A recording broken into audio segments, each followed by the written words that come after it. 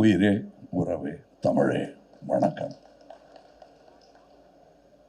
அதாவது உலக சினிமாவில் ஒரு சினிமாவை செய்துவிட்டு அதன் இரண்டாம் முறையாக அதை செய்யும்போது அதே டைரக்டர் அதை இயக்குவது என்பது ரெண்டு பேர் எனக்கு தெரிஞ்சு நடந்திருக்கு. ஒருத்தர் செசில் பி டிமில், இன்னொருத்தர் ஹிச்காக். இவ்வளோதான் தெரியும். ஏன்னா ஹிச்காக்குடைய 39 ஸ்டெப்ஸை அவர் கருப்பு வெள்ளையை எடுத்தார். அதுக்கப்புறம் அதையே அவர் கலரில் எடுத்தார். அதே மாதிரி செசில் பி டிமில் 10 கமாண்ட்மெண்ட்ஸுங்கிற படத்தை கருப்பு வெள்ளையாக எடுத்தார். திருப்பி அதே கலரில் எடுத்தார். இன்னி வரலும் அது பேசப்படுகிறது. அந்த வாய்ப்பெல்லாம் யாருக்குமே கிடைக்காது. இது சங்கர் அவர்களுக்கு கிடைத்திருக்கிறது. அவருக்கு கிடைத்ததனால் எனக்கும் கிடைத்திருக்கிறது. ஏன்னா PU சின்னப்பா அவர்கள் நடித்த அந்த உத்தமபுத்திரனில் அதுக்கப்புறம் நடிகர்தில் தான் நடித்தார். அவங்க இல்லை, நான் இருந்து இந்த ரெண்டாம் பாகத்தை பார்ப்பது, அதுவும் இந்த ரெண்டாம் பாகம் என்னும் ஒரு ஃபேஷன் வருவதற்கு முன்னாடி எடுத்துகிட்டு வந்தாங்க முதல் பாகத்தை. வேணா ஒரு தற்பெருமை ஒன்று நான் சொல்லிக்கலாம். இதே சாலையில் ஒரு டப்பிங் தேட்டர் நடந்துட்டு இருந்தபோது இந்தியன் படத்தோட டப்பிங் போது நான் சொன்னேன், சார் ரெண்டாவது பாகம் எடுத்துடலாம் அப்படின்னு நான் சொன்னேன்.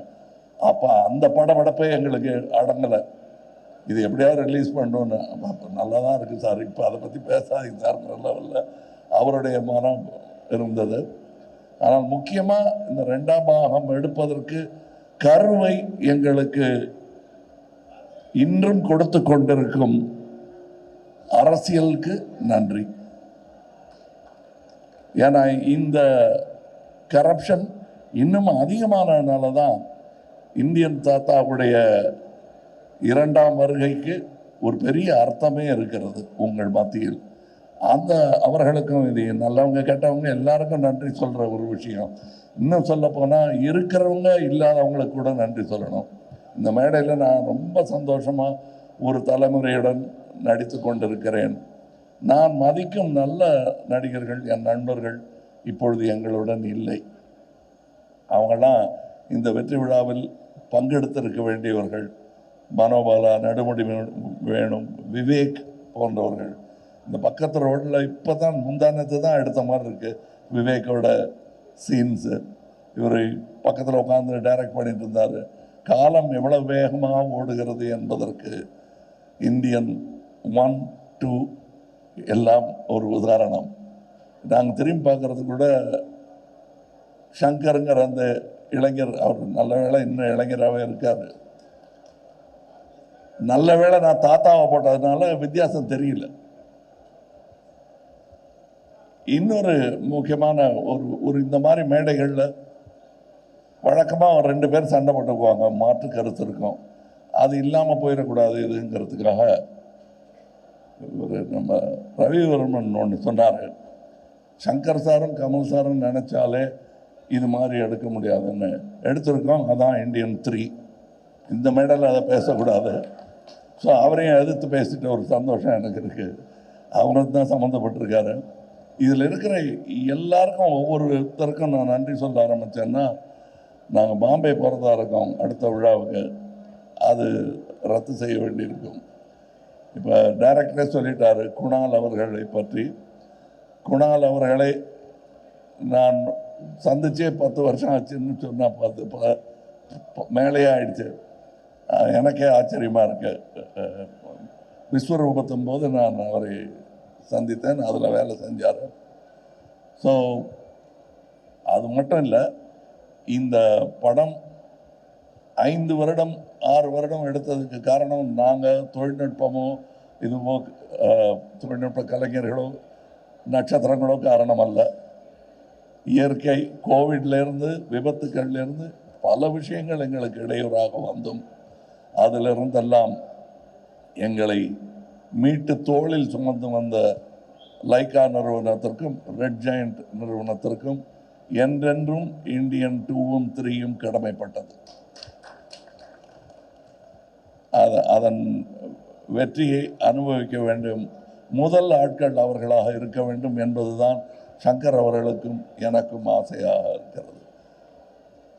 காரணம் அதை எடுத்து அதை ஒரு ரசிகனாக ஏற்றெடுத்த உதயநிதி அவர்களுக்கும் நான் நன்றி சொல்கிறேன். ஏன்னா அவர் இதில் சம்மந்தப்பட்டது காரணமே அவர் இந்த படத்தையும் இதன் நடிகனையும் டைரக்டரையும் பெரிதாக ரசிக்கிறார் என்பதுதான் உண்மை. மற்றபடி இப்போ இங்கே பேசும்போது சித்தார்த் சொல்லிட்டாரு, அவர் தனியாக பேசும்போது மேடையில் மைக்கு கொடுத்து பேசுகிற மாதிரி தான் என்கிட்ட பேசுவார். அது சொன்னால் நம்ப மாட்டீங்க. இந்தியன் 3 வரட்டும், அப்புறம் வேணால் கொஞ்சம் நம்பிக்கை வரும் உங்களுக்கு. நானே ஒரு கண்ணை சுருக்கி தான் பார்ப்பேன், நிஜமாகவே என் மேலே இவ்வளோ பிரியம் இருக்குமான்னு. அந்த அளவுக்கு பிரியம் காட்டக்கூடியவர்கள் இங்கே இருக்கும் என் சகோதரர்களும் அப்படித்தான். இதில் இந்த 100%ன்னு சொன்னார் இல்லையா டைரக்டர், அது எப்படி 100% கொடுக்க முடியுங்கிறத கற்றுக்க வேண்டிய ஒரு ஆள் அனிருத்துன்னு நினைக்கிறேன். ஏன்னா என்னால் ஒரு அளவுக்கு மேலே கேட்டாங்கன்னா, சார் என்னால் முடிஞ்சது பண்ணியிருக்கேன் அப்படின்னு சொல்ல தோணும். அப்படி சொல்லாமல் இருக்கிறது எப்படிங்கிறது கற்றுக்கணும். ஏன்னா நான் எங்கே இருந்தாலும் நல்ல விஷயத்தை கற்றுக்குவேன் வைக்கப்படாமல். அதனால் தனியாக வந்து கேட்டு தெரிஞ்சுக்கிறேன். இங்கே இருக்கும் என்னுடைய நண்பர்கள் எல்லோருமே இந்த படத்தில் சம்பளம் வாங்கிட்டு நடித்த மாதிரியே எனக்கு தோணலை. சந்தோஷமாக நடித்தாங்க. அதுக்கு வாய்ப்பது மிகவும் கடினம். இதை இன்னும் 20 வருஷம் கழித்து சொல்லிக்கலாம், 25 வருஷம் கழித்து சொல்லிக்கலாம். நான் இன்றை சொல்லிக் கொள்கிறேன். இந்த யாராவது நான் சொல்ல விட்டிருந்தேன்னா, இந்த படம் பல சாதனைகளை படைக்கும் என்று நம்பிக்கொண்டிருப்பதனால் அடுத்த விழாவில் விட்டதை பிடிச்சிருக்கலாம்னு நினைக்கிறேன் நான்.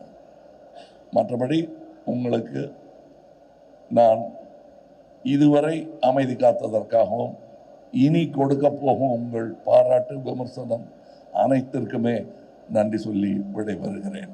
ஜெயஹிந்த். படம் வந்து கமல் சார் சொல்லியிருக்கார் பாலிடிக்ஸ் பேசும் அப்படின்ற மாதிரி. இதில் வந்து ஒரு ரோல்ஸ் ராய்ஸ் கார் வருது with Gujarat registration. Is there anything to say with that thing?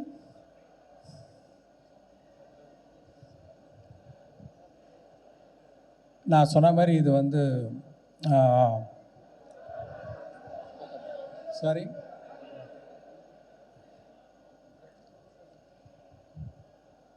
இந்த கதை வந்து எல்லா ஸ்டேட்டுக்கும் விரியுதுன்னு நான் சொன்னேன். ஸோ அந்த மாதிரி மற்ற ஸ்டேட்டும் காமிச்சிருக்கோம், மற்ற ஸ்டேட்லேயும் ரோல்ஸ் ராய்ஸு மற்ற காரையும் காமிச்சிருக்கோம். அப்படி தான் நீங்கள் எடுத்துக்கணும். வணக்கம் கமல் சார். கமல் சார், 28 ஆண்டுகளுக்கு அப்புறம் இங்கே சார் 28 வருஷத்துக்கு அப்புறம் இந்தியன் 2 வருது. அப்போ இருந்த அதே ஊழல், அதே கரப்ஷன், அதே அரசியல்வாதிகள் இப்பவும் இருக்காங்க. இதுக்கு காரணம் வந்து அரசியல்வாதிகள் மாத்திரமா, வேற யாருமா, என்ன நினைக்கிங்க? சார், முக்கியமான ஆட்களை விட்டீங்க. நாமளும் தான். நாம் இல்லாமல் அந்த கரப்ஷன் நடத்திட முடியுமா அவங்க தனியாக?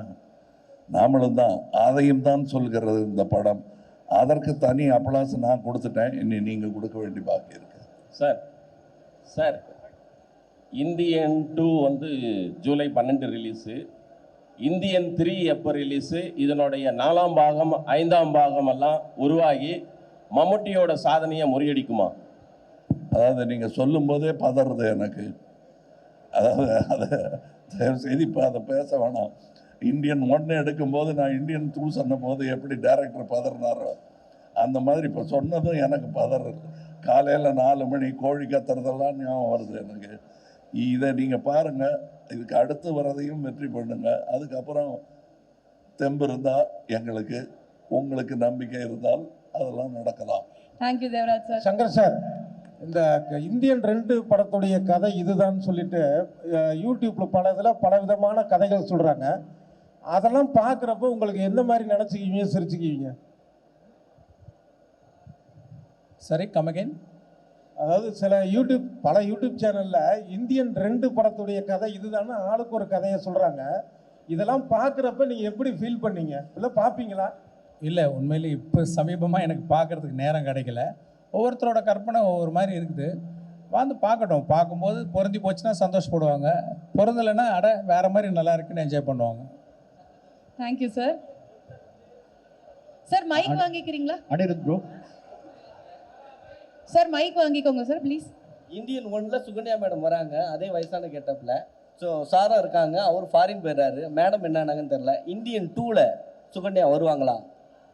அந்த கதாபாத்திரம் இந்த இந்தியன் 2ல அவசியப்படலை. Anirudh bro. Hi bro. So take the mike sir please. இங்க தேங்க் யூ. ஈகிள் இஸ் கமிங்னு ஒரு கான்செர்ட், ஹுக்கும்னு ஒரு கான்செர்ட், இப்போ இந்த படத்துக்கு அனிருத் ப்ரோட்ட, இந்த படத்துக்கு அப்புறம் கதரல்ஸ்னு ஒரு கான்செர்ட் பண்ணிடலாமா ப்ரோ? கண்டிப்பாக பண்ணலாம் bro. And one more thing is like அந்த 3 minutes 2 minutes 4 minutes சாங்ஸ்க்கு மத்தியில் ஒரு 5 minutes லாங் சாங் நீலோர்பம் ரொம்ப சூப்பராக இருந்துச்சு. ஸோ டேரக்டர்ஸே பாட்டுகளை குறைக்கும் போது அந்த 5 நிமிஷம் பாட்டு சங்கர் சாரோட அந்த காம்பினேஷன் எப்படி ஹேப்பன் ஆச்சு? அது ஜென்ரலாக அவ்வளோ லெங்க்த்தாக சாங் ஃபர்ஸ்ட் ஃபிலிம்லேருந்தே பண்ணது கிடையாது. பட் இது சாரோட உட்காந்து கம்போஸ் பண்ணும்போது அது அந்த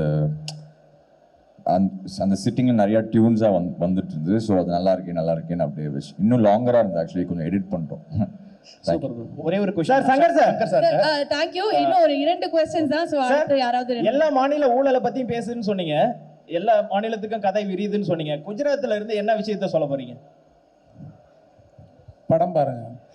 சூப்பர். சங்கர் சார் சார் இங்கே சார் லெஃப்டில் சார் உங்களுக்கு என்னென்னா இப்போ வந்து நீங்கள் மீடியா தான் முக்கியத்துவம்னு சொல்லிட்டு நீங்கள் ஒரு விஷயம் சொல்கிறீங்க. ஆனால் ஒரு ஆடியோ லான்ச்சில் கூட வந்து ஒரு மீடியாவுக்கு ஒரு மரியாதை இல்லாமல் தண்ணி கூட கொடுக்காம கேட்டேன் பிஆர்ஓ கூட வந்து எந்த ரெஸ்பான்ஸும் பண்ண மாட்டாங்க. ஏன் சார்? சார் ஒன்று மேடம் மேடம் மேடம் மேடம் இல்லை அது புரியுது சார். தான் கேட்குறோம். இல்ல அது புரியுது சார். எல்லாருமே வந்து ஒரு டீமா நம்ம சேரும் போது எல்லாருக்குமே அந்த கஷ்டங்கள் இருக்கு. ஒரு நல்ல படைப்பை கொண்டு போய் சேர்றோம் மேடம். சார் அதுக்கு தான் சார் அது புரியுது. இருந்தாலும் இந்தியன் 2க்கு மட்டும் அந்த திரைப்படத்தை பற்றி பத்தி பேசலாம் அப்படிங்கறத பேசணும். தேங்க்யூ.